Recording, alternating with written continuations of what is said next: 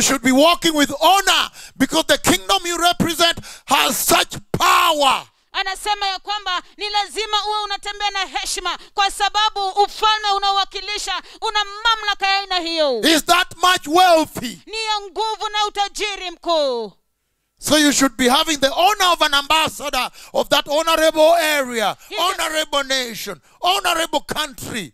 Hivyo basi ni lazima uwe na ile heshima ya balozi ya mji huo ambao ni mtakatifu sana, taifa hilo ambalo ni la kiheshima.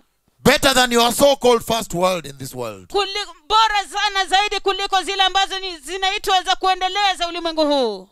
Now we are talking about some serious advancements Sasa, when you go up there.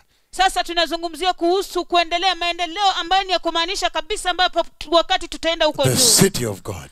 Mji wa Mungu.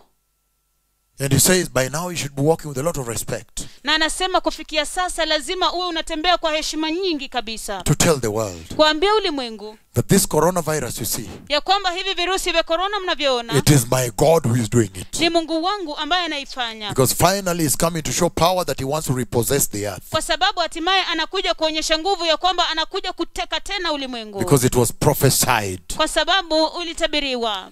4 years before.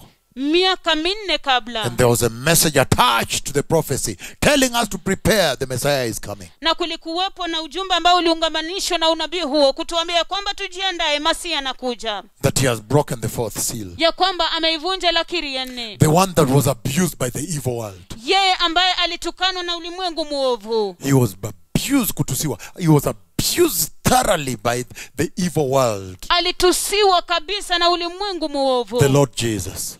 Bwana Yesu. Now he's unleashing judgment to the rebellious of this world. Sasa anaachilia hukumu kwa uovu na kwa uasi wa ulimwengu huu. The whole world has rebelled against him. Ulimwengu wote umeasi dhidi yake. Everybody, even the church. Kila mtu, hata kanisa. So the Lord is coming now to solicit for their attention that they may return to him. Na hivyo basi Bwana anakuja sasa kuomba ule umakinifu wake ili kwamba wakaweze kumrejea. That in the midst of the coronavirus, ya kwamba katikati ya virusi vya corona, they should not know where their remission is, their redemption is. Wanapaswa kujua suluhisho lao liko wapi, ukombozi wao uko wapi. Solution is. Suluhisho lao liko wapi.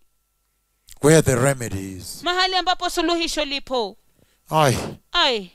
What a kingdom. Ni ufalme mkuu namna gani you represent. ambao mnauwakilisha.